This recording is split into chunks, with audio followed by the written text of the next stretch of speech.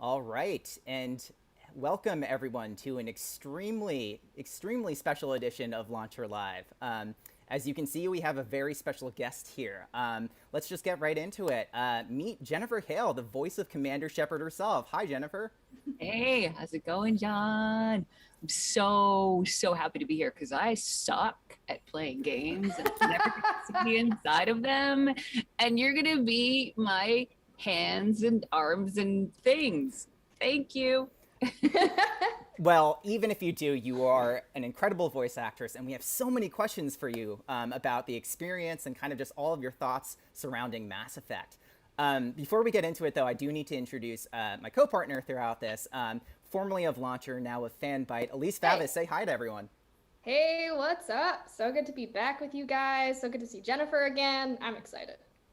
Yeah, it should be a lot of fun. And so you'll have to give me a little bit of grace. I'm currently managing not only the stream itself and the technicalities, but I'm also going to be playing. So I might be looking this way, I might be looking that way, but I promise I'm just as engaged in the conversation. And today we are going to be playing a very special mission from the Mass Effect Legendary Edition. Let's bring up the gameplay shot really quick so that everybody can see what it is. It's going to be the Shadow Broker DLC, which is a very special mission that involves Liara Tassoni. It's a DLC that didn't come with the main packaging of the game, but it did come in a later DLC update, and it's a substantial update because it gives a lot of great context to Liara and what she's been doing on the side. And so we'll be playing through that. We'll be asking Jennifer a lot of questions, and it should be really good to go. If you have any good questions for Jennifer and her experience, please put it in the chat, and we'll get to your questions later in the actual stream itself. For any more news and anything that you want to see involving Mass Effect Legendary Edition stuff, please check out our website at launcher.gg. It sounds weird, but if you type in launcher.gg and hit enter, I swear that'll lead us to our website where you can get any video game coverage on this game and any other stuff going on in the future. So yeah, let's dive right into it. Jennifer, how excited are you that this remaster is a reality? I am so excited. It's so funny. Last fall, I had this October. I was like, I should get everyone together. Let's do a panel. It'll be fun.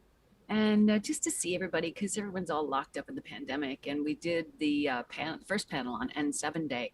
I had no idea they were going to announce the remaster. It just all fell into place. And it was so cool. So that just was such a giant shot in the arm of love and awesomeness that we decided to do it again for the launch. And it's been incredible. I think I put a couple videos out where I was like, oh my God, I love this game. I was just like sobbing my eyes out. God, it was so great. Some of those, yeah. Right? Did you see that community video that caused the second one? Yes. Actually, one of my new coworkers, Kenneth Shepard, he's actually in that video. Really? Which is so cool. Yeah. Which one is he? Which one is he? Where is he in the video?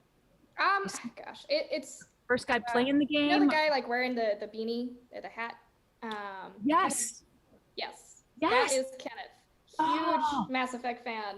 Yeah. Oh, yeah. Fantastic. Oh my God. I saw your reaction to that. It was heartwarming. Oh my God. It must be so emotional to see like all the fans, is so excited to play the Legendary Edition, coming back home to their favorite, series. So yeah.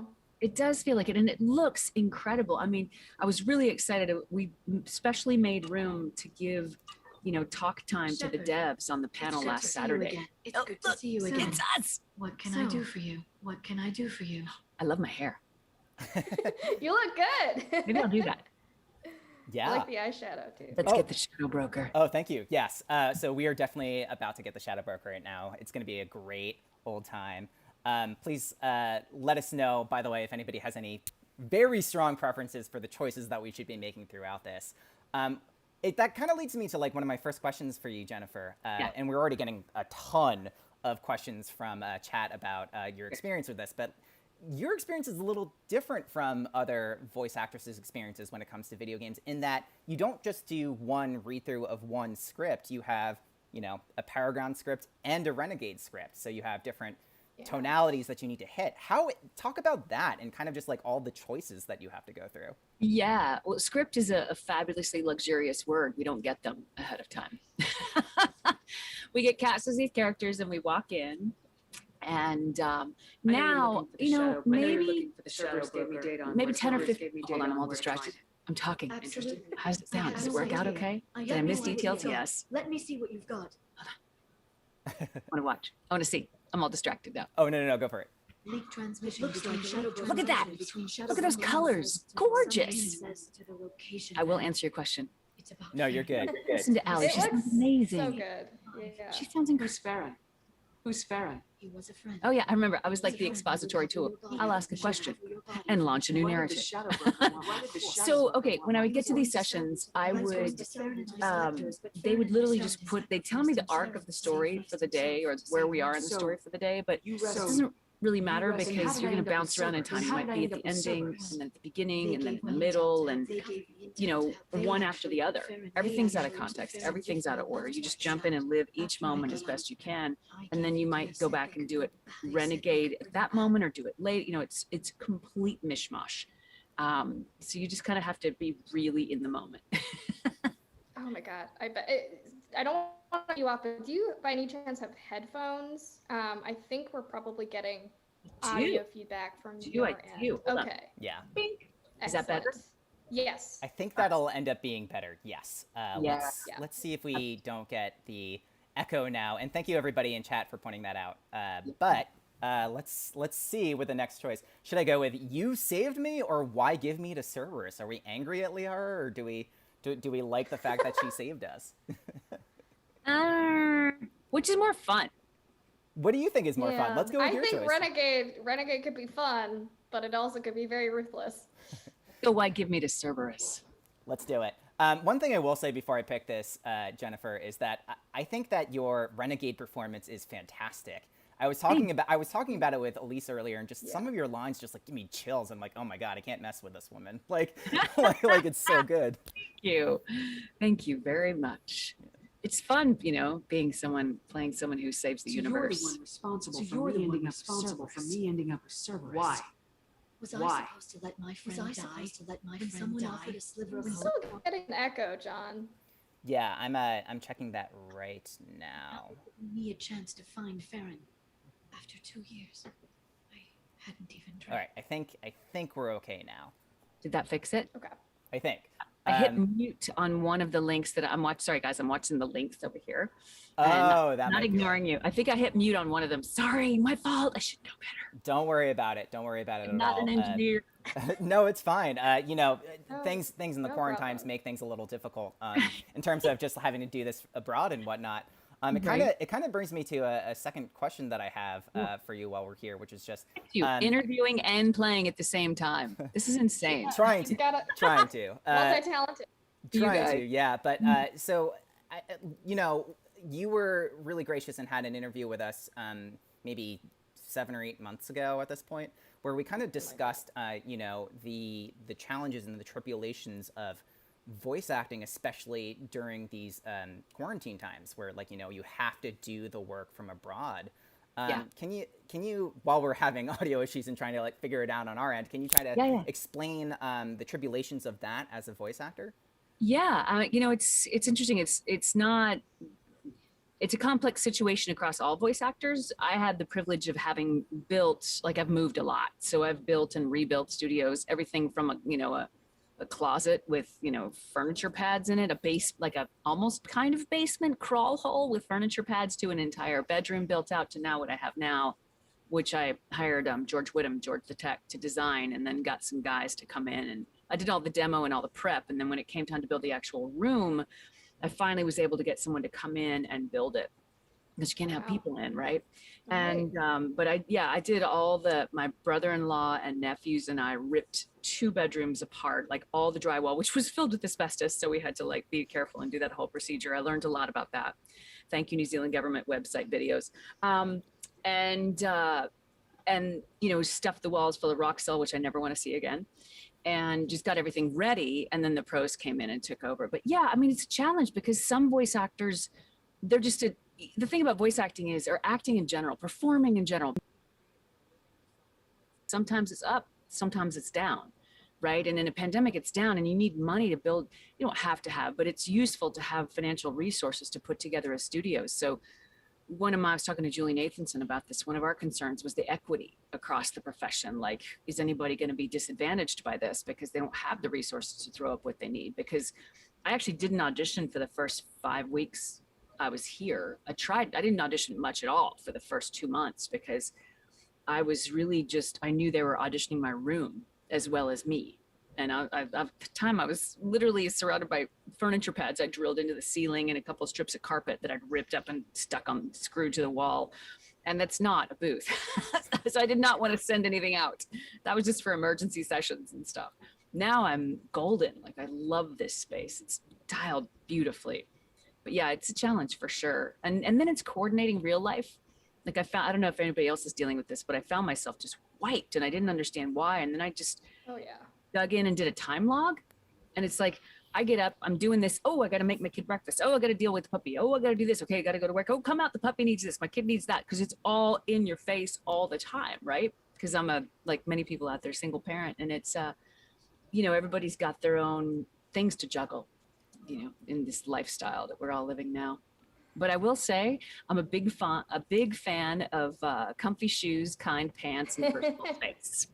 I don't want to give up my personal space. I love my sweatpants. Yes, right?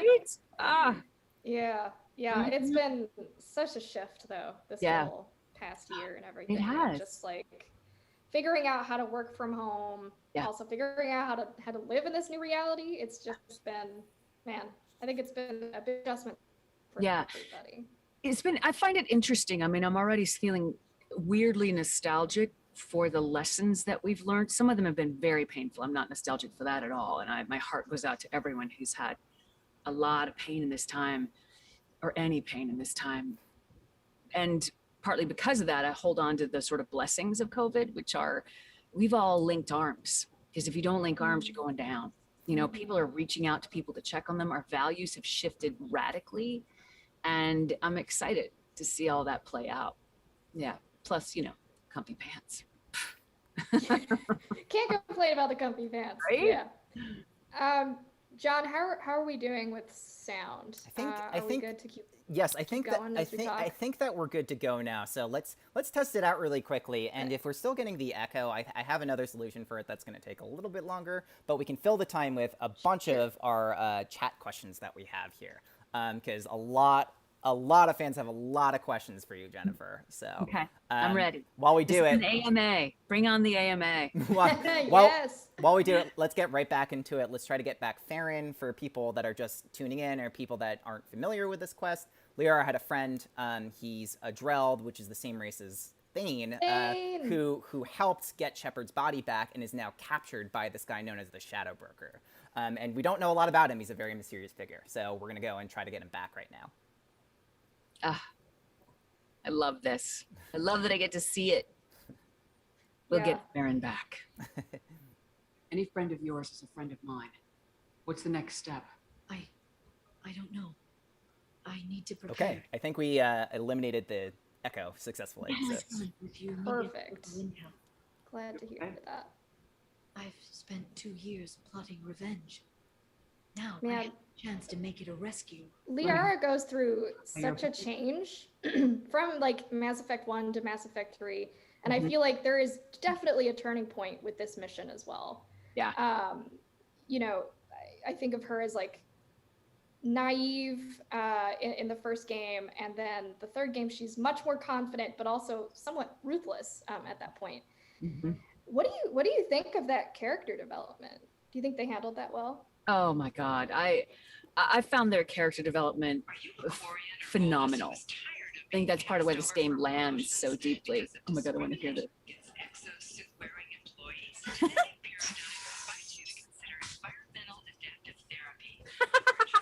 I love this. I've never heard that. I don't get to hear all this stuff. I only hear my lines. Oh my gosh. Oh my that's so God, fun. this is amazing. I think that actually lends itself to a pretty interesting question, Jennifer, which is, can you kind of describe the process a little bit? Like, in the normal times, how do you often do your lines? Is it just they show I'm you the characters? alone. I'm alone. I'm all alone. We record alone 90% of the time. You know, people are finally starting to take advantage of that secret sauce when we can work together. And when we started, I think it was Mass Effect 2, BioWare had this amazing system. Oh my God, I just want to hear this. Yeah, stop and listen whenever you want. Trust me, the goods coming in from the Terminus systems are great for business. Oh my God, I love it. Okay, sorry. I'm like so a squirrel right now. Okay, so BioWare developed this system called Beta. And if someone you were doing a scene with had been in before you and they'd recorded their lines, you could hear them back and react to them and have like a scene. I was 98% of the time the first one in the segments that I was working on, so I was always alone. I had 1 or 2 times I got to hear Ali and maybe bits and pieces of other people, but then when we did the end stuff, I got to have Anderson with me in the scene, which that just elevated it so much because it creates a really wide and broad and visceral organic response every time, you know, and you just live off of that. It's like finally getting food with taste. You know, you enjoy eating, but my God, it's like going to a 5-star restaurant instead of a drive-through. It's amazing. And nothing against the rest of the profession, all the other times I do it, but it's just fantastic doing it with other people. Yeah, so no, I'm alone. I've never heard any of this. I've never heard the sound effects because I can't play. Actually, I did do this last Friday on release day.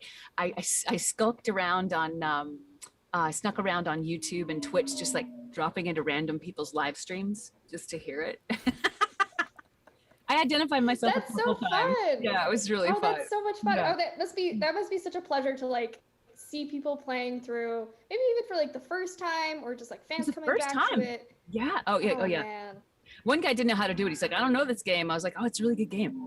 And he's like, are you playing as Broshep or Femshep? And he's like, well, I was like, well, if you want to play as Femshep, I'm her voice. He's like, wait, what? And I was like, bye. I have a friend and he's sending me all of his reactions and what he thinks of all the different characters. And I'm like, how? He's like, I'm still undecided on Thane, who's like my absolute favorite. And I was like, how are you undecided? But anyway, he's doing Mass Effect 2 right now. Okay. It's Who are my you favorite picking? one of the trilogy. Yes. Well, I gotta go with my boy Garrus. I feel like you can't say no to him. If I had Tally, I would choose her too, but I haven't gotten to that point yet in this game. Yeah, so. yeah. She was on our stream Saturday, which was Liz Soroka was. Oh no Yeah. way! she was. Yeah, So checks excited. are That's going great. over the place now. Oh, there's Spencer, Kimberly. we got an open carrier on this end. Switching to a coded relay. What's going on? I had to keep it so neutral too in my performance because we didn't know all the details of exactly. Look, This area I've is sealed disappeared off. my Please hand. step back, My ma'am. hand. Goodbye. Come back Sealed soon. off. Why? Someone tried to kill your friend, Commander Shepard. Oh wow. Thank you, officer. So Your people are fun. dismissed. Oh my God. Well, because we didn't know when You we can't recorded do it, that. there are a lot of details that I still Already don't done. have. So I have to keep it kind of neutral, but still very specific. It's a balance for sure. Look at that. Tila It's so Vasir, gorgeous. Special What do you guys Tactics think and of the the legendary? I heard you were upgrade? reinstated. Too bad. Oh, I love it. Yeah. I feel like, especially with Mass Effect 2, there are parts of it that feel like almost a different game. Like Yeah. the improvements are awesome. Like everything plays better. Yeah. It's really good. It's amazing. Yeah, no, they did a really, really, really good job with it. Yeah, And it's I think it's also like it's a good balance, right? Because you don't want to change too much and Yeah. then not, you've got to like really be careful to respect what's already there. And I think they did that really well. We didn't record anything new for this. It was Mhm. completely a stealth mission. Yeah, it's so I was started to talk about the devs. The devs were on the panel that we did Saturday, and we made a lot of room for them in like the first half hour or so. And we were so excited because we had some devs from the OG team and some devs from the legendary team. And it was just, it was wonderful to have them with us. Yeah. So yeah, you said pretty much around the reveal, right? About a legendary edition. Say that one more time. I said you found out about Legendary Edition when it was announced, right? I did. So you, oh my gosh, wow. So did you have like any involvement at all with Legendary Edition, or was just like, Oh, it was a Bioware was like, complete okay, we're doing this? And Actually, I think Mark and I found out maybe 4 or 5 days ahead of everybody else because they asked us to come in and do this D&D kind of thing called Omniblades in the Dark. And I was like, sure, what are we doing this for? And they're like, because they're going to do this. I was like, wait, what? And it was, wow. oh, it was just like the coincidence was extraordinary. Oh, No kidding. Oh man. yeah. All right. So what are we going to pick? What are we picking here? So this is the investigate options, which kind of speaks to the neutral tone you have to take with a lot of these. So we don't need to choose any of these. It gives more flavor to the actual story. I'm going to choose where Liara is, though, because this is her apartment and she's not here. So what's going on? Which is suspicious, yeah. Right, yeah, it kind of kicks off the story, so we'll see what happens. Love it. But I love my gold, suit there. Liara isn't here. Where is she? If I knew that, I wouldn't be sifting through her crap. There's no blood, no body. It looks like Dasoni got away. The sniper didn't plan on her kinetic barrier. Clever girl. Fair enough. But clever. There's something about the Asari where they can really pull off the like, I will not deal with your crap. You know? Yes. Good stuff. God, the branches in this game, I think I had 7,000 lines. I think in Mass Effect 2. If we're still on by 12:35, yes. Hold on, we might have a surprise visitor. Heck yeah. Oh, great. Yeah, to give additional context, there's a chance we might have somebody visiting through voice later. We'll keep that a secret until it actually happens. That you definitely haven't figured out at this point. But yeah, let's continue for now. Jen, I have a lot of fan questions for you right now. I don't know if this is a good time to do it, or we should wait until I get to a gameplay point. Whatever you want to do. Let's do at least one right now as like a little taste test. Cool. So Wolf N7 here has a question for you. Little on the like generic side, but it's a good one to get us started, which is, so what got you into voice acting, and what words of inspiration would you give to newcomers of voice acting? I love, it was my path. I didn't know it, but it was my path. I was never allowed to watch cartoons. I didn't play any games. I had some friends as a kid who played games, but they weren't much for voice games at that time. Way back in the before days. And I worked at a video studio next to an audio studio, and I was an actor. I went to a fine arts high school, mostly because I just wouldn't fit in at regular high school. I was one of those misfit kids, and just regular school was kind of miserable. And I just picked something to major in. It was theater, and I just happened to take to it. And so then I worked at this place next to an audio studio, and they brought me over, and I was like, wait. You just paid me $30 to talk? Act? What? And I was still in school at the time, and I got these guys to be my mentors. And in in a year or so, I started going door to door, put on a little suit, put my hair in a bun, cold calling ad agencies to build a business. And because we didn't have agents where I was. And then I went to Atlanta, went to LA. I went to LA for on-camera stuff because I was booking that in Atlanta. And I got some jobs, but it wasn't enough. It takes a lot to pay the bills, right? And I had some, and I thought, well, I'll just make a voiceover tape just to, bring in some money. And my first audition was for a cartoon series, and I booked it. And I was like, what? I don't even know how this works. I was terrified. So I jumped into every class I could find. And that's I'm just now launching this, I'm launching a site called skillshub.life, where people can learn how to be a voice actor, or if they're already an actor, they can further their path. And it's just like this little micro coaching site. You can grab 15 minutes with a coach, and I have personally connected with every one of these coaches. They're really good. So it's hopefully to save people all those steps to answer that question. And it'll be amazing. We're building a community. There'll be conversations, it's all about community building right now for me. I love that. That's so exciting. Yeah. That must be like very fulfilling. I mean, this is your life work, and sharing that kind of knowledge that you have and everything you've learned with others, and amazing. People that want to get into it. Yeah, it's amazing. Yeah. It's amazing. We'll be sure to actually have a link to that too down below in the description. If anybody's interested, you can go ahead and click that. We'll be just FYI, we're launching in beta the first week in June. So our doors will be open then, and off, like come out of the gate. But yeah, we'd love to have everybody on board to just kind of help us figure out how to do this at scale. Yeah. Great. Oh my God. Okay, let's pick something. Shall we keep the story going? I want to hear. I want to hear this story. Yeah, let's keep it going. Let's ask about this note that she was supposed to leave. We're almost to a section where I can just play a lot of gameplay and shooting, so we can have a lot more conversation. Good. So, Liara was expecting me. She would have left a message here. Her office wasn't safe. I'm not surprised. Helium is just Omega with expensive shoes. I haven't found anything useful for tracking her down yet. You knew Tassoni better than I do. Where would she have hidden her backups? Let me take a look around. Where do I look? Yes. Up to you, John. all Let's do right. it. Gosh. Do it. So I've played through this game like upwards of 10 times, and I should remember where all this stuff is. Look but in the plant. And John, I totally get it though, because I just finished my I don't know, 5th or 6th playthrough of Mass Effect 1, but the first time in like Legendary Edition, and I was still getting disoriented on certain planets and stuff. Yeah. Like, look what these guys build. Look what they have to build. It's massive. You know, I always think how many people, well, because I've been to BioWare. Mark and I were at this party there together a while, years ago. And look at that. Look at that. That's gorgeous. I just, there's all those people that work so hard to make this thing incredible.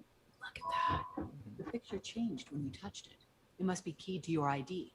What does it show now? It's a Prothean dig site. Liara did leave a message. There are a few Prothean-looking objects around the apartment. Let's see what we can find. What can we find? Let's find a Prothean relic. That's our key. Yeah, this is when I have to go like, or running downstairs softly. Jen, I think we might have just lost your camera shot. Oh, a you second did. ago, so. You did. Hold on. No worries. We'll get her back in a My sec. camera overheated. No. Hang on. Overheated just like the weapons in Mass Effect 1. Right? I might have to go get my my fix, which is the there we go. Looks I like should be someone back didn't like soon you and just cheap. BRB. Yeah. No worries. There I am. Hey, okay, you're back. Welcome back. And I'm back. I'll just change my shot just slightly. So this camera, I love this camera, but it's new. So I've been taking an ice pack and wrapping it in a washcloth and putting it in a Ziploc bag and rubber banding it to the back of my fancy camera. I'm like, I don't know what else to do. I can't have a fan. It's too noisy. Right. Yeah. That's true. Yeah, Alright. it's again a trial and tribulation of just the quarantines, right? Like, Yeah. Are you excited to get back to normalcy, or? I don't know. I'm excited. Vizier, I've got something here. Ooh, I've got something. Let's see what it is. Backup disk. Let's try it on her terminal. I don't know. Yes and no. I'm excited to travel. It Really looks like excited she to travel. recorded a call. Really excited to see friends. Missed that. It was tricky, Yeah. but you paid for the best. I can narrow it down to a cluster, maybe even a system. How soon can you have it? Shouldn't take long. I love hearing Come my to my friends. office at Frontiers in the Dracon Trade Center. Look how great they are. Gotta say though, Tassoni, you're making me a little nervous. How big is the trouble that could come out of this? Relax, Cat. I'll see you in a few Why do I have hours. pads on my butt? Doesn't make. Sorry. I was like, there's like a Good circle question. on each butt cheek. What is that? For a Yeah. soft landing? I'm not sure. Yeah. Well, you know what? I'll take it. Having had a few not soft landings, I'll take it. Having had my share of not soft landings, I will. Good Lord. Dude, Jennifer, I have a fun question. Yes. In bring it. comparison to Commander Shepard, Liara, how Ah. good of a dancer are you? And then someone found her. I know where Let's the say we're Dracon compatible. Center is. My car Um, sets up. Let's go. I aim to Excellent. change Okay. that soon, but it's not my thing. I'll sing all day long, but I can't dancing- dance for the life of me. So, Yeah. I might learn how one day. I might learn how, but I'll have to learn how. Yeah, I could sing all night long, but not dancing. Ooh, where are we now? Where'd we go? Where'd we go? Frontier's offices are located on the 3rd floor. We're going to the 3rd floor. I don't hear police chatter. All right. We must have missed the party. Oh no. Oh. Liara's in there. Ooh, look at me getting on it. Liara's in there. Let's go. We actually have several requests, Jennifer, for you Yes. to say some famous lines. throughout. You probably know at least one that's coming. Oh yeah. It I'm involves. sick of your disingenuous They assertions. just took out 3 floors to make sure she's What else? dead. I'm I'll Commander grab the Shepard, and this star is my card, seal off the favorite building stream from on the the top. Citadel. Wait, that has to be done differently. Has to be done this way. Just I'm leave Commander some for me. Shepard, and this is my favorite stream on the Citadel. Because we always did that slightly uncomfortably, because Shepard's not a pitch person. She's not a pitch girl. She doesn't go around selling things. She's just trying to get those discounts. Yeah. She's like, all right, I have to do this for diplomacy. Jennifer, for my personal sake, can you say that at least one more time now that there's no sound effects going on in the background? That would just fulfill me, I think. Oh, So. done, John, done. We ready? I'm Commander Shepard, and this is my favorite stream on the Citadel. I should go. That's so good. That's fantastic. Yeah, I love that. Yeah, so we're about to get to a heavy gameplay section let's do it. right now. Yeah. So it might get a little noisy in terms of the actual, sound effects that happen. I encourage Elise, if you want to take hold of the conversation, to kind of just like ask a lot of questions while we're here. I'm gonna try to concentrate and make sure we don't die a lot. And this is where we will learn some voice acting, where I talk over stuff like this, but I'm not going to make it too loud. It's just going to sound like it's loud. Exactly. Oh no, it looks like we lost your camera feed again. Just FYI. Boobies. Uh-oh, that's okay. Hold on. Sure. Let's see what's going on with this thing. Come on, camera. I see her. I had The this so. elevators are out Oh, and I think I know what's building wrong. security is Hold on. down. I have an idea. Cool down, my friend. Come on, friend. Are you awake? Yes. There. I'm here. Yeah. There we go. Yes. All right. You're So back. I need to bring back the ice pack. I thought I was free of the ice pack, but no, I'm not free of the ice pack. For additional context for anyone that's not familiar with Jennifer Hale's career, the reality is, if there's a voice, it's probably Jen. She's been in like literally everything, and so throughout the prep for this stream and this stream, she's been doing a lot of really fantastic voices, which have been really good. So thank you, John. I'm just so happy to be here. I remember last time we talked, you mentioned how like a lot of these different voices you do still kind of live in your head as like they different do. characters. They do. Some just randomly. I've always sort of had this British voice in my head. It's always been there. And sometimes a French person lives here, has things to say to me. And sometimes it's a cowboy in my head. I could either be locked up or have a good career. Yeah. Very seamless transition, like in between those different voices. Thank you. It's a professional hazard. I'm gonna see if our friend is any minute. Look at this. Oh, okay, I heard battle sounds. Yep. We have to record those. Those are really specific. They're called sound sounds. Oh, that's interesting. You're getting shot at. But if it's not a bad shot, it's like a mild graze, you're like, it's just a quick thing. Were there any of those noises that were like particularly difficult to pull off? There was one sound set that was super fun, and it's a spoiler. If you have not finished ME1, never mind. There's a moment at the very end of 1. Very end. I will say space is involved and breathing is involved. Or maybe it was the beginning of 2. Doing that.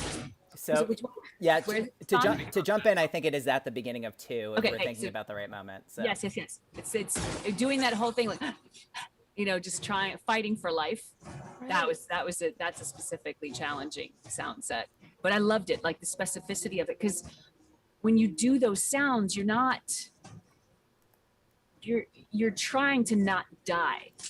That's the thing. You're gasping for air and you can't get it. And that's where it gets really interesting. So how you make that trick happen is the thing.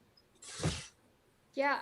Fun fact, when I fall or hurt myself or something like that, I always I involuntarily note the sound so that it comes up again late. I was climbing one time, and I was just in a gym climbing, practice, working out, and I was leading, where it's just where you put up the ropes, and so if you haven't put the rope into the next clip, you will fall.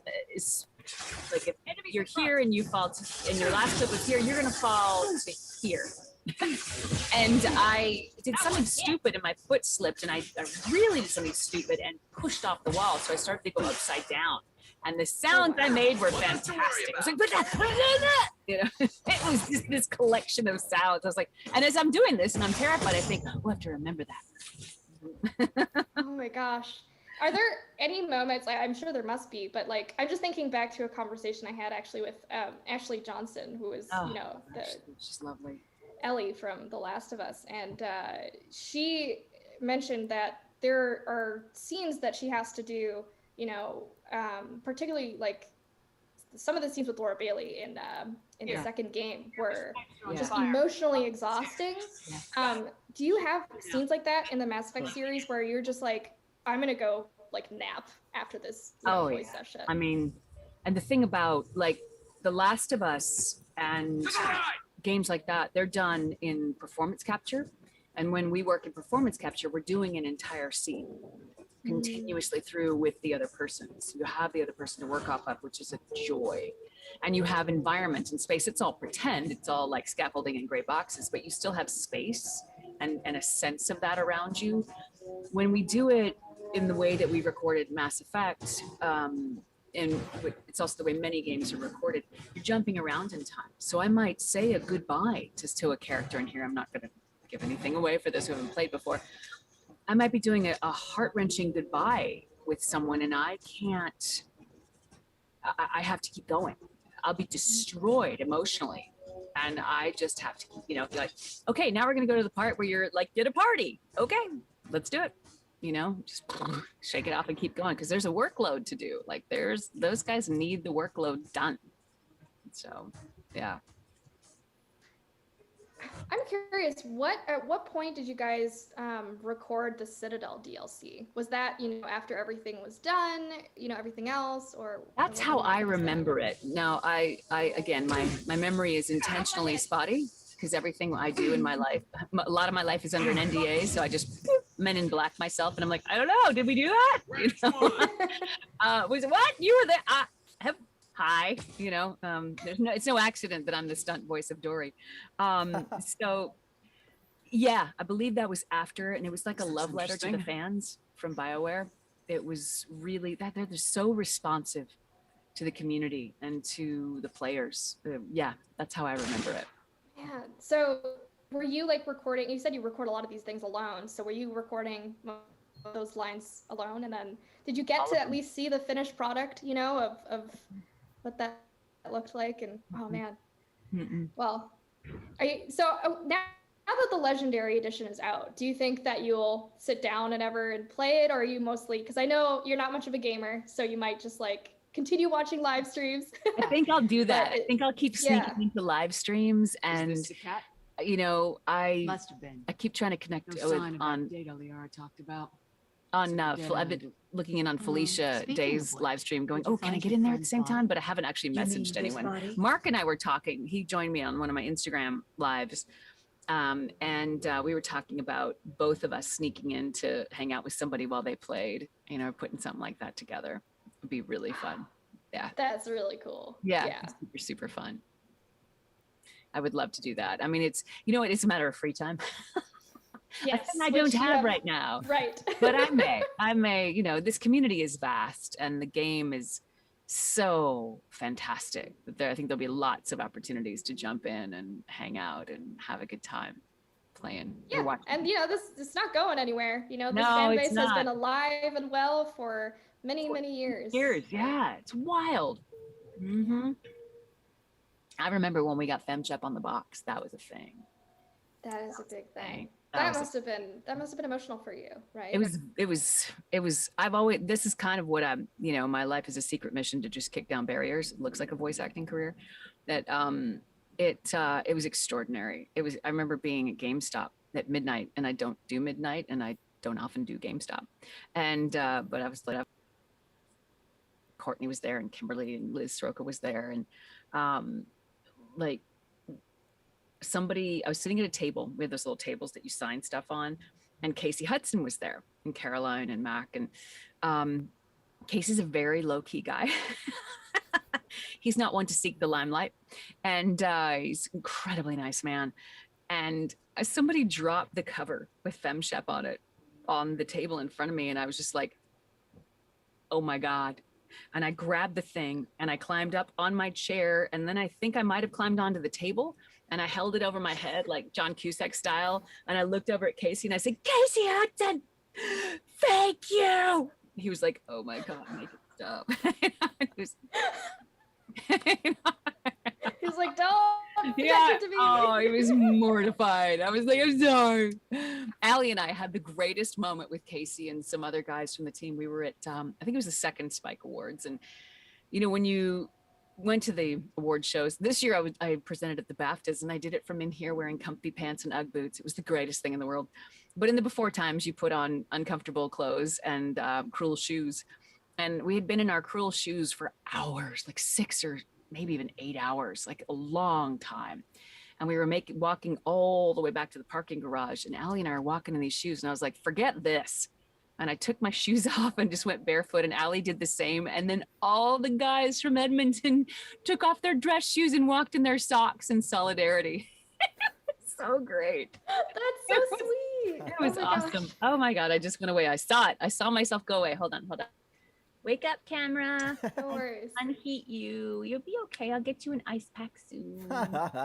Ready? And awake. It actually is a good point to clarify a couple of things. One is that, Jen, we've really appreciated you being on here and talking with us this entire time. This has been such a fun experience. And we would love to have you on in the future. But I do, there's a bunch of fan questions that are coming in, and I know we only have you for a limited amount of time. So this might be a good point to answer a couple of them if you're game. I'd love to. Okay, great. While we encourage your camera to cool off and get back online, we've got one question from Archetype Saber, who asks, since you yourself have never played games, how do you approach people's reverence for them and your performance in them? So, oh my gosh. There's storytelling. You know, sorry, I'm gonna move my mic back. The part of them that I participate in all of them, but such a huge chunk of them is storytelling. And storytelling is how we make sense of our world. And I think games are one of the most powerful mediums that ever existed.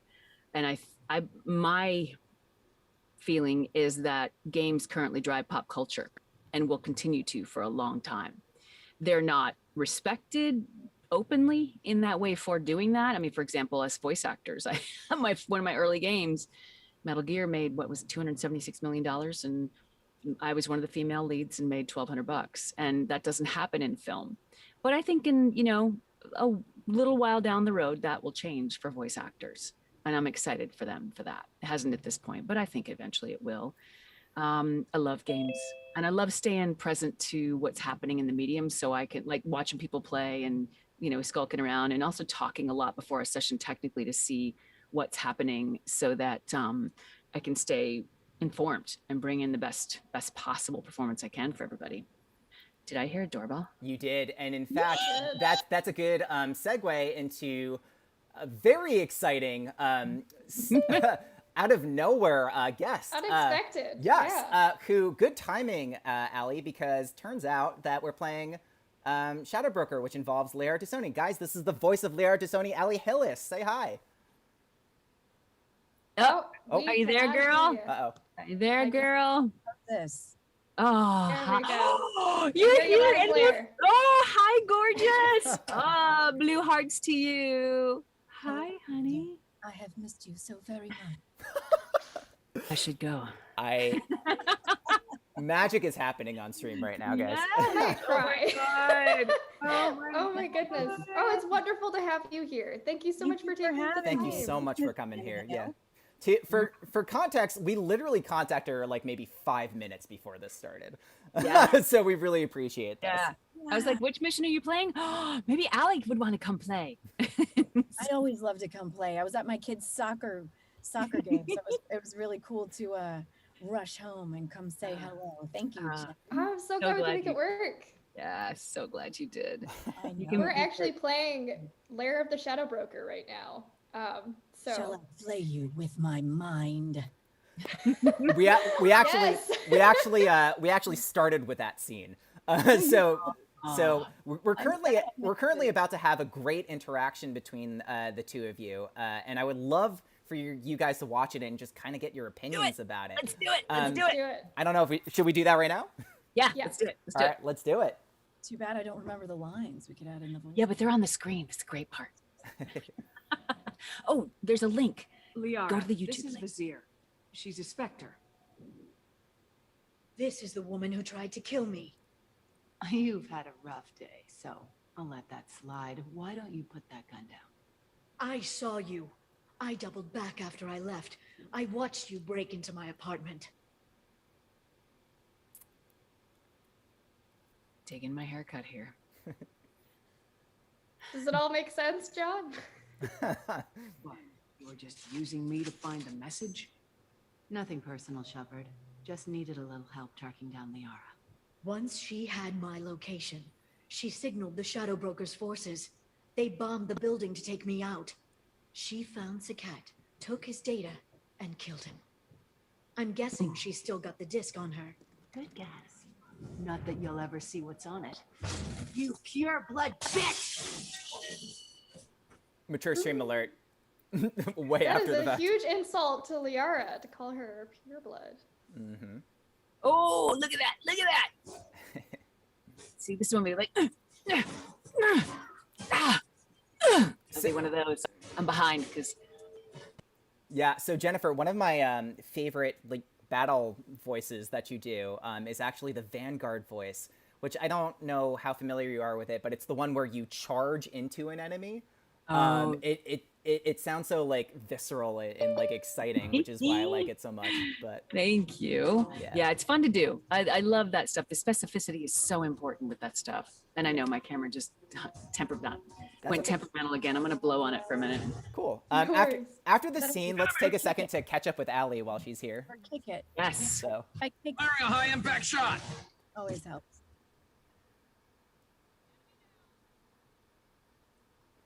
Okay. Look at that. Great. Okay. Man, you know what I would love? I would love to know what both your favorite lines are, of your own characters, and if you want to say them. I have my favorite line. Tell your friends we're coming for them. Very good, very good. Because I think it applies to society today. You know, it applies. 100%. Yep. Yeah. Yes. I mean, there are so many Liara lines that I get asked to stay all the time, and I think but one of my favorites, which Jen, you're going to remember this really well. I got very lucky in the game to record most of the time after Jen, so I got to work off of her voice all the time, and she was so intimate and so specific because it's like we're filming a movie in there in her mind. So she's such an incredible actress, and I got to hear her thanks to BioWare's system. We get to kind of hear each other. But there was a scene that I always go back to, and this is one of my favorite lines. I even keep it in my phone because I love it so much. Jen. I'm ready. It would be easy for a single ship to get lost up there, wouldn't it? To find someplace very far away where you could live the rest of your life in peace and happiness. Oh, God, that kills me. We spent a lot of time That's crying. good. I can't. I imagine that must be just so emotional to actually do and voice in the booth. Yeah, it is. There was a scene I was recording some of the stuff from 3 with the Garrus scenes, and I've shared this story before, but it's very indicative. And I got to one line and it choked me so bad. I was about to burst into tears, and I thought, Shepard does not cry. So I stepped back from the mic and I was like, hold on. Oh, and I literally just stuffed it down, came back, had the line. And Caroline usually was directing, and she would usually pop back on with her selects, and I heard dead silence. I thought, oh, did we lose the connection? Because she was audio only. And it was just this dead silence. And then I heard, yeah, hold on. And I was like, yes, okay, it worked. It landed. Gotcha. I got you, Caroline. One nice thing about voiceover is it can be so specific and so intimate. And I find that, I don't know about you, Jen, but I find that, on camera work, I can be tired and I can get through the day, and do my job and do it well.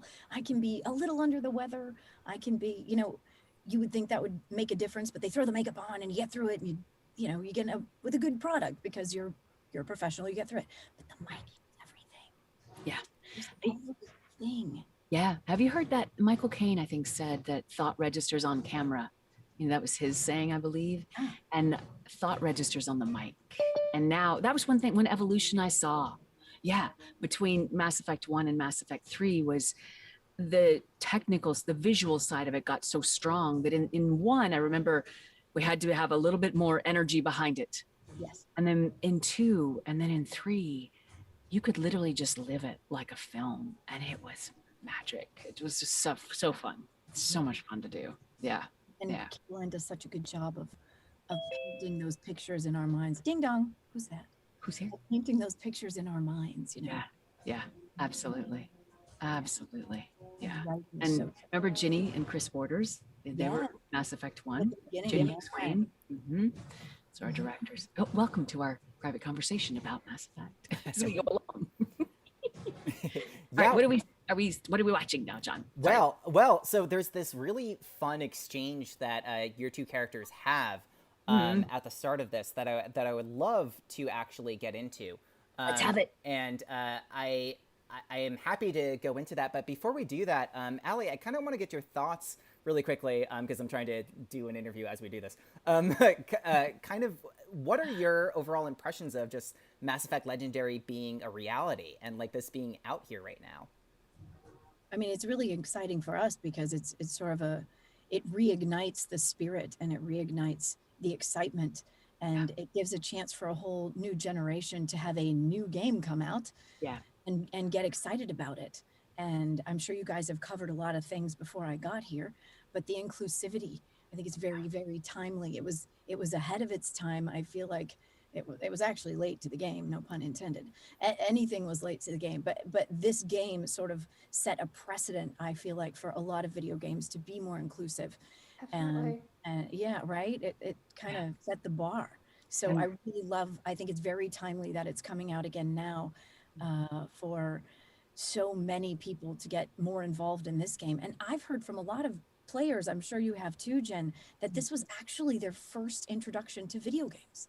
Yes, I have heard that. I didn't realize games could be this all-encompassing and this much so immersive, and I really appreciate that with Legendary coming out, that we're including new people into the world. Personally speaking, like I think what makes Mass Effect feel so important is it's your story, right? You get to carve that path.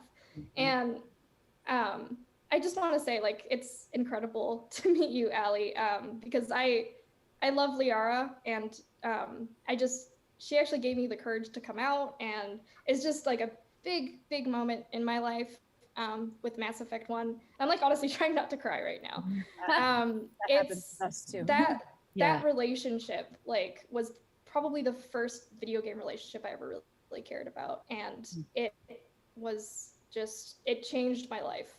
So that is always such an honor to hear, and it is something that I think this game has done powerfully and on a good sized scale. And it is something that every time I hear it, it's just like, whoo, what an honor. It's cool. Yeah. We've been a part of it and what BioWare created.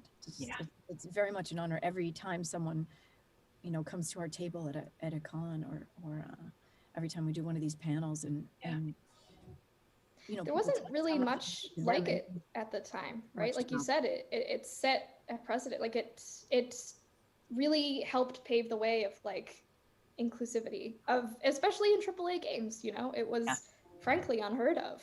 Yeah, it's so much more than just a game, you know. For so many people, it's more than that. It's an inflection point not only in the gaming industry but in their lives. Like Ali, you said something that really resonated with me, which is that you know, for a lot of people, this is their first gateway into video games, and I couldn't choose a better IP for it, honestly. My sister was always curious about playing video games with me, but she would never actually engage until she saw me play this game. For the first time, and she was able to make her own Shepard. She obviously went Fem Shep because that's the right choice. Don't tell Mark. And love you, Mark. Love you.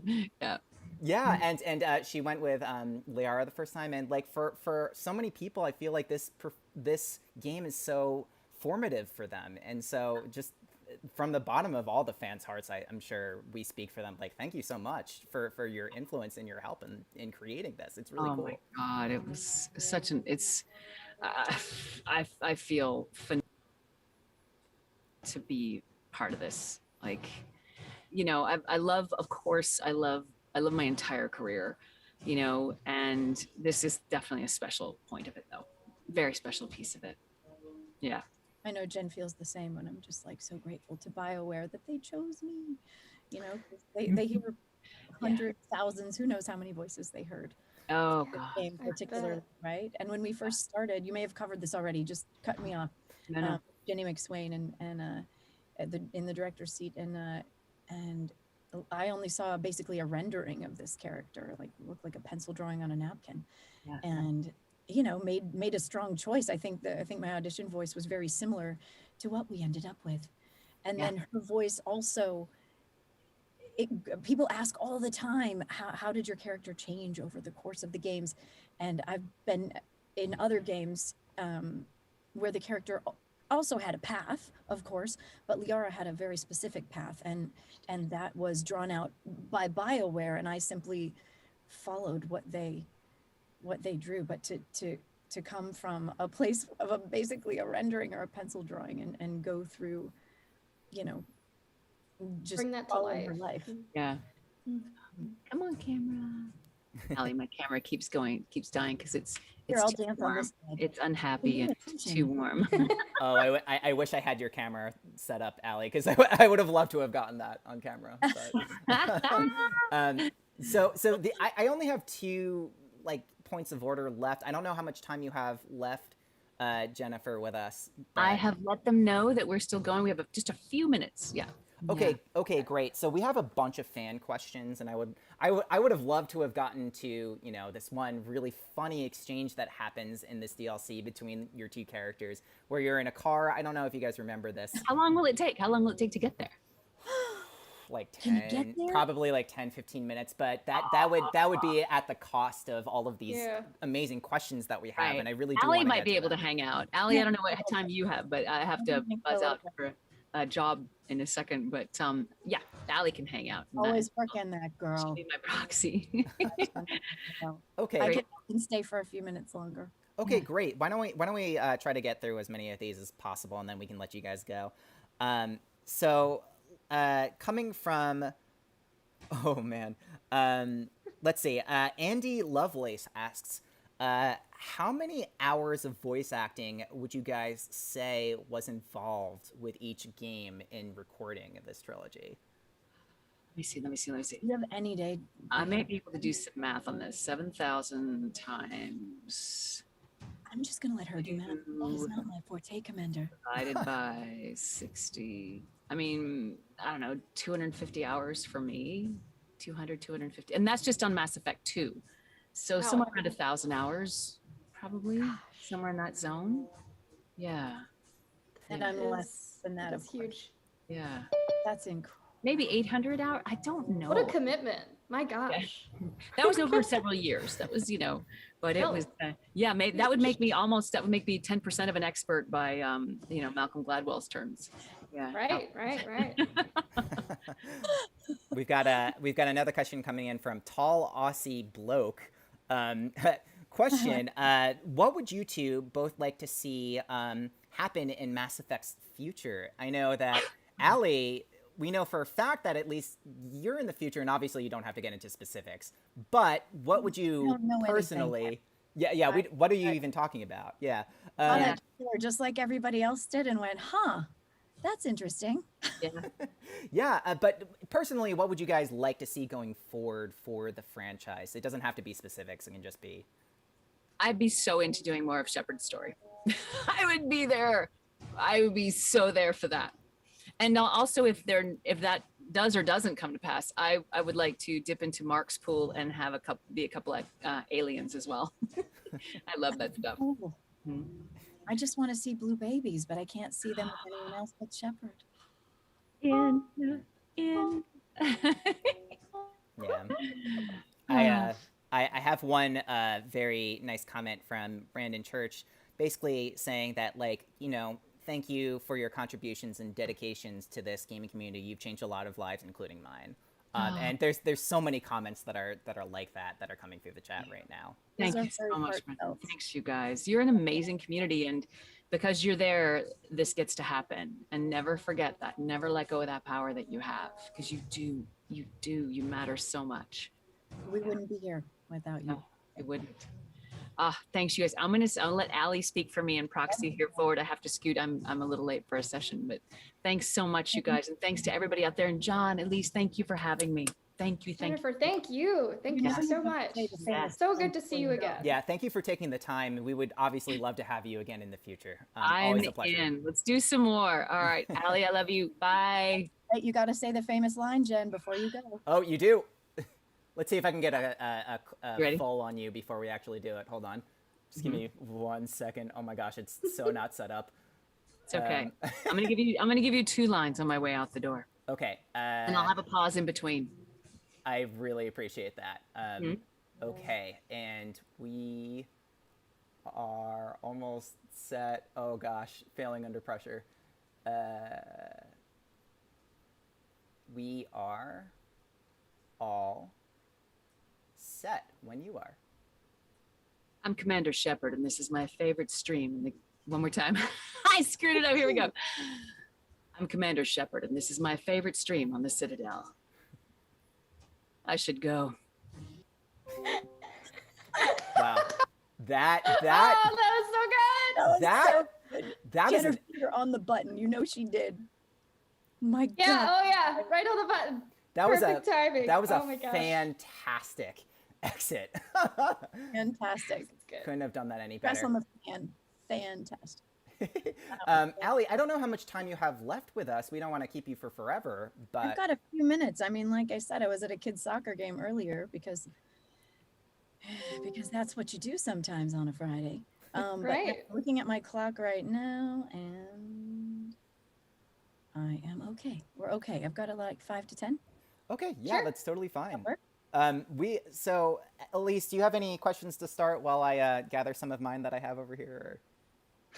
Sure. I mean, I would love your take on just like Liara's just character arc from, she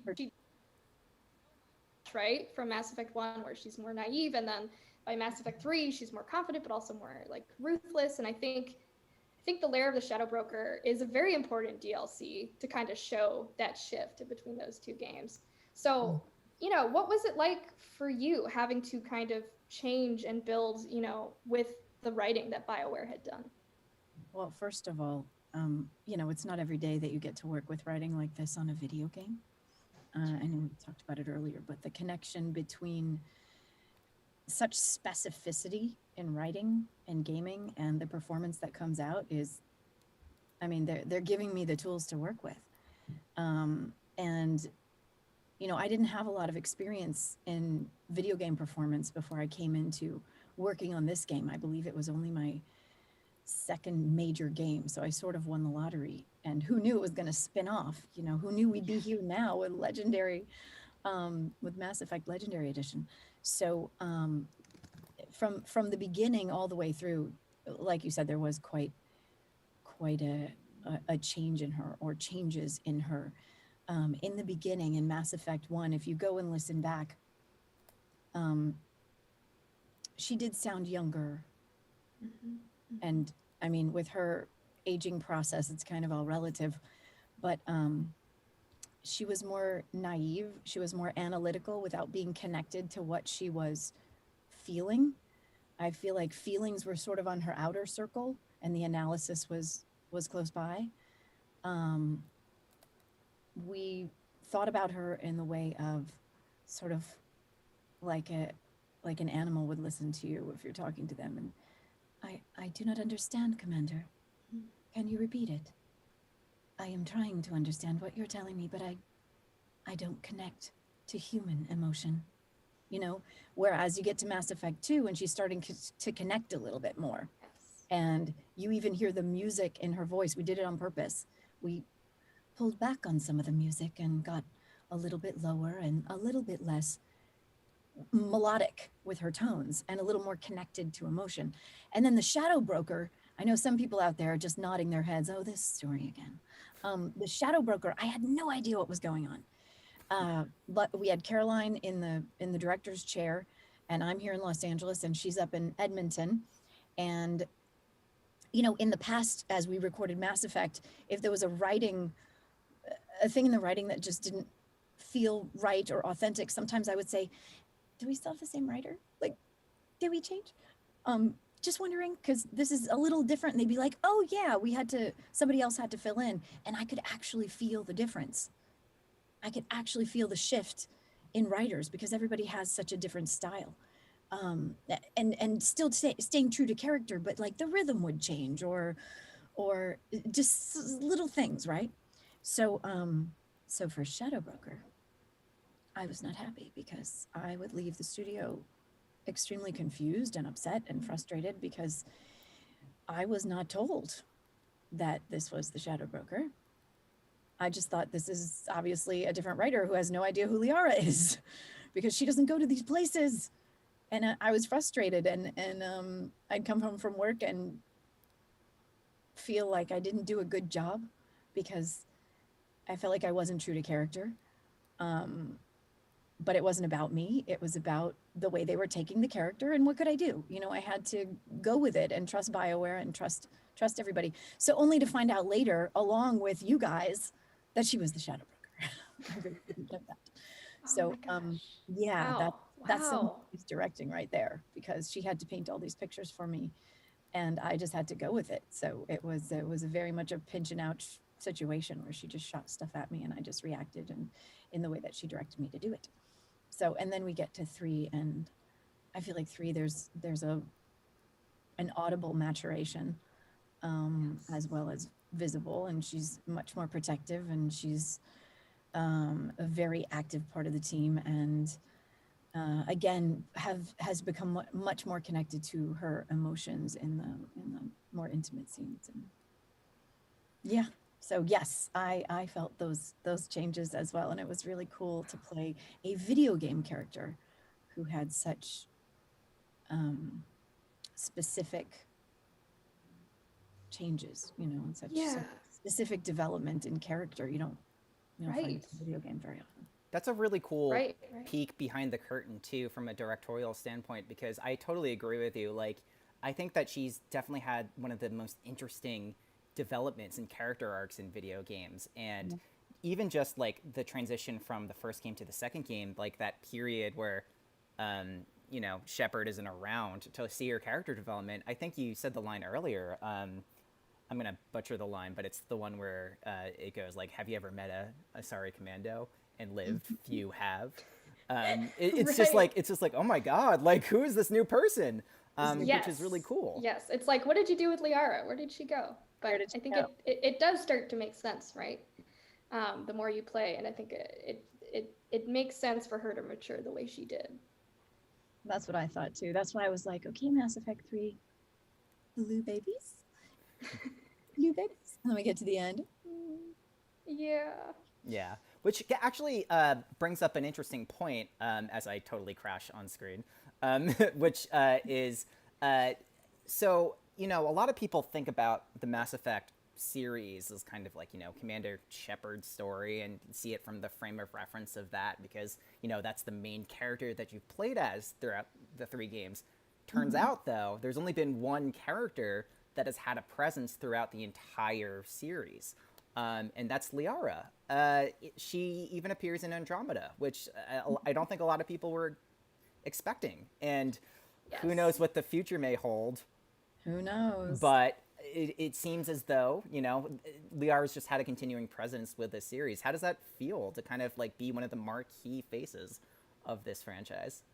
It's been an honor, Commander. I am very proud to have been a part of it all. Yeah. I feel like there's an emotional connection with a lot of the characters, but I mean, is it just me? But I feel like Liara sort of had almost a mothering, like a very strong presence, and not only because we much older than everyone else, and has been around a really long time, but there's sort of this steadfast presence about her that is strong without being too stoic. And she can always sort of be counted on for not only emotional health, but I mean, come on. I'm pretty good out there on the team too, defending. But yeah, I mean, I feel like there's sort of a mothering quality about her. I mean, I don't know how you feel about that, but coming from behind the mic. I think she grows into that. Yeah. You become comfortable with her. Mhm. That's one thing that people come up to me at cons and stuff and say, you know, Yeah.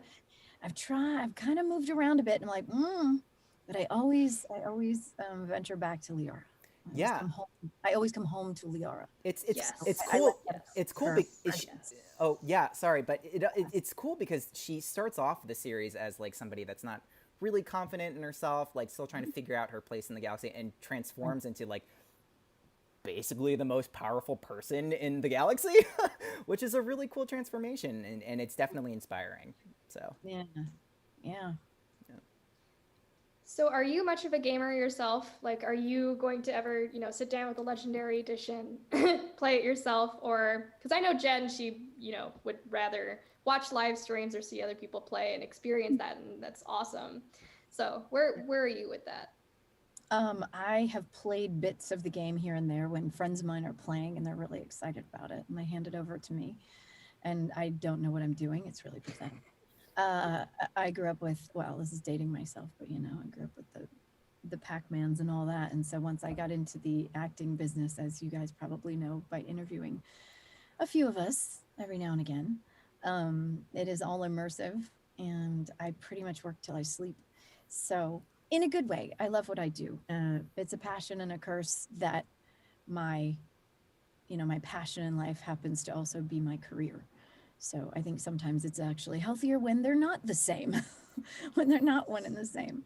But for me, they're one and the same. So, when I'm relaxing, I'm kind of still working, I'm reading a script or analyzing something or watching a show that I'm going to be working on, and I need to get the vibe and sort of the feel and establish relationships in my mind with the other characters on the show so that I can step onto set already being present in my world.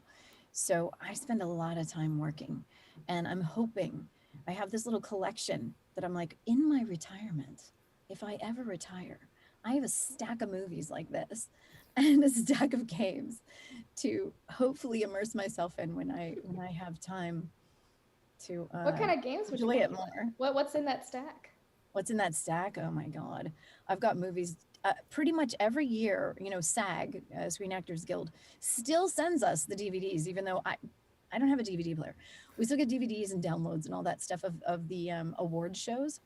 Mm-hmm.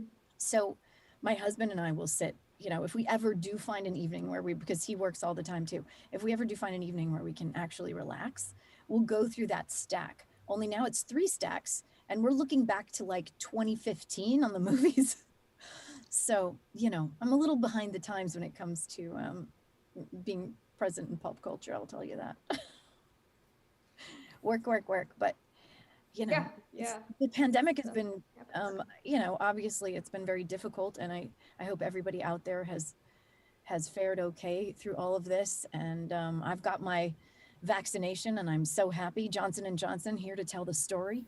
I'm perfectly fine, and I'm really happy that we're all back in action. But the one of the positive things that came out of it, as I was trying to stay positive in each day of, you know, a certain semblance of isolation is this amazing booth that I built for myself. So now I can bring my work home with me. I was just about to ask, is that Yeah, where that looks great. is that where the recording magic happens? And did you This build is where that the magic yourself? happens, my friends. Yeah, I've got some little soundproofing, sound booth, and I got my lovely mics set up here, and Very I nice. picked a nice relaxing color. And I also do my TV and film auditions out of here now because I can't, you know, Sure. we're slowly but surely getting back into casting offices, but I think probably like you guys found, I think there's going to be a lot of changes Oh in yeah. a lot of industries, and Oh, yeah. ours, who knows, maybe casting has realized, as well as, you know, the people that we're recording for, that sometimes it's more efficient and less expensive for us to just do things at home. So I got down to business and put together this thing, and it's my TV and film and voiceover studio all rolled into one. So positives. That's so cool. We had a question earlier in the chat for Jennifer, and I'm wondering if you can give your insight onto this. For anybody that's like interested in voice acting and like kind of just how to get into the field, do you have any advice for them, or do you have any recommendations? I know that doesn't Jen do a YouTube?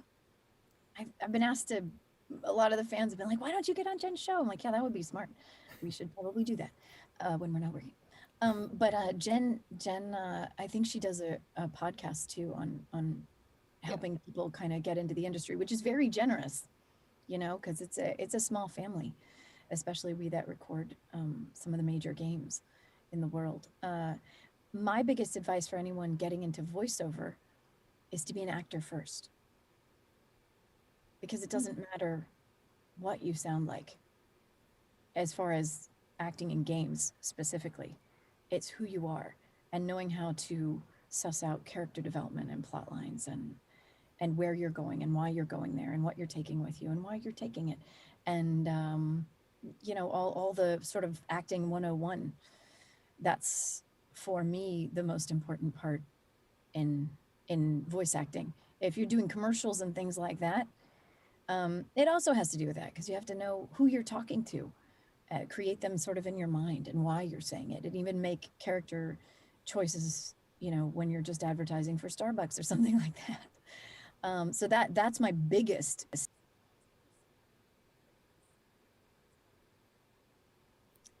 you know, any industry, but for me, that's the most important thing in voice acting.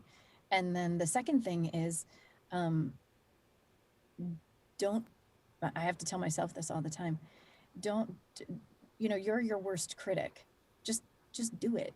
You know, just go for it. If you really think you want to do it, blue microphones. I use the blue snowball mic, which is like this. You can get it on Craigslist. You can get it on eBay. It's a great mic to use when you're first starting out, because it blocks out a lot of sound around the mic. It's very directional, and you can use it in your closet, which is how I booked a character named Lightning in the Final Fantasy series. Was in what's now my daughter's closet on a blue snowball mic. So don't be afraid to get creative. And a closet is a really great place to record, because all the clothes around you end up insulation. And you don't have to spend a ton. I always said, don't pay to play.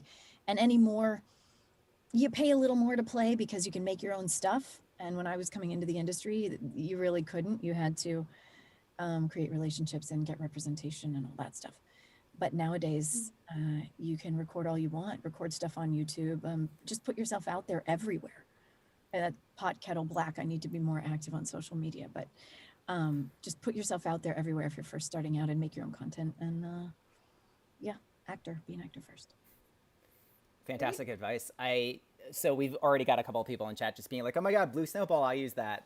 So there you go. Good. I like the Apogee as well. It's a little Apogee mic that I use for travel, and I use it on my iPad, and I've booked some things making a pillow fort over my head, and, you know, voicing stuff when I'm on a job somewhere in a hotel. So the Apogee I really like as well.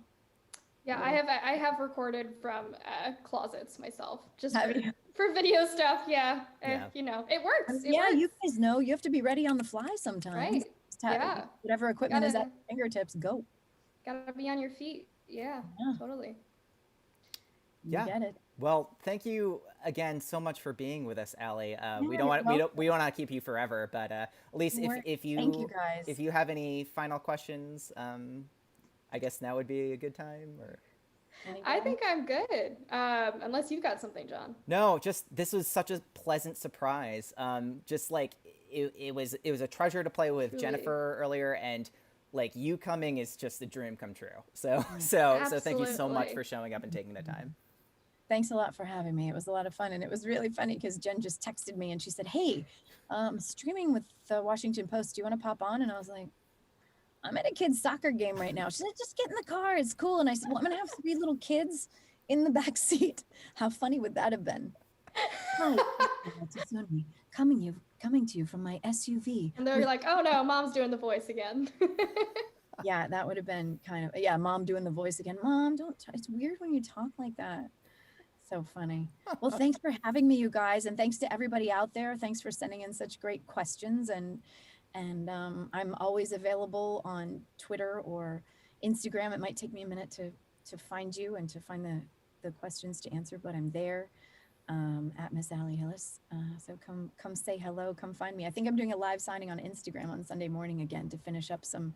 So we had such a great turnout for the Mass Effect Legendary celebration last Saturday. So gonna finish all those up. Oh, that's fantastic. Yeah, and Yeah, we'll make sure thanks. to link that live signing down below for you. So if anybody's interested in doing that, please go ahead and check that out. So Yeah, thanks a lot. We're gonna start probably around maybe 10:30 a.m. on Sunday, PST, Pacific Standard. And thank you guys for having me. And I hope you course. enjoy the game. If you're playing through again, are you playing through again? I just finished Mass Effect 1 for I think the 5th Wow. or 6th time now. But yeah. You are efficient, So- my friend. Now get some sleep. Or no, sorry, the first time with Legendary Edition. Okay. But in terms of like my whole Mass Effect history, I've played the game 5 or 6 times. But yes, so that it's been a joy, honestly. It was like the moment that stuck with me the most for some reason, I think, is just when you're in the Normandy and you see the Citadel coming into view for the first time and the music starts, and it's just so much more epic in the Legendary Edition. Yeah. You know, Mhm. I got goosebumps, exactly. It just that really stuck with Yeah, me. I think- and I love the Citadel. I think so. I think that moment and the first moment when you turn on Mass Effect 1 and just like on the title screen, like the music comes up, I was just like, Oh my yeah. gosh, I'm here. It's here. It's like, I think so many of us have been just waiting and hoping for a remaster, and finally it was announced, and finally it's out, and it's unreal, you know? Good. So. I've been so excited about it too, just seeing it. And again, like we talked about earlier, just bringing in a whole new crew. Yes. You know, no pun intended, a whole new crew of players of, you know, now we can introduce it to the next generation in a different way, in a crisp, beautiful, oh God, it's so beautiful. She's Yeah. great. Yeah. Absolutely. All right. Well, Well, thank you for having me, and I hope you have a great weekend, and maybe we'll do it again sometime. absolutely. Again, Ali, thank you so much for dropping by. Thank you to Jennifer Hale, wherever she is, for stopping by earlier. And thank you, Elise, for stopping by from Fanbyte. You can check out her work at Fanbyte. We'll drop a link there below, too, in case you've never heard of it. But- Fanbyte.com. Fanbyte.com. Yeah. All right, guys. Thank you so much for having me, and we'll see you in another world. Absolutely. Thank you so much. All right, take care. And for anybody wondering, you can get our content at launcher.gg. Again, it seems a little weird as a website, but if you type in launcher.gg into a web browser and hit enter, you'll enter our video game coverage site. It's the video game coverage for the Washington Post, where you can find more stories about Mass Effect Legendary Edition or anything else going forward. So thank you so much for stopping by. Stayed on to hear that.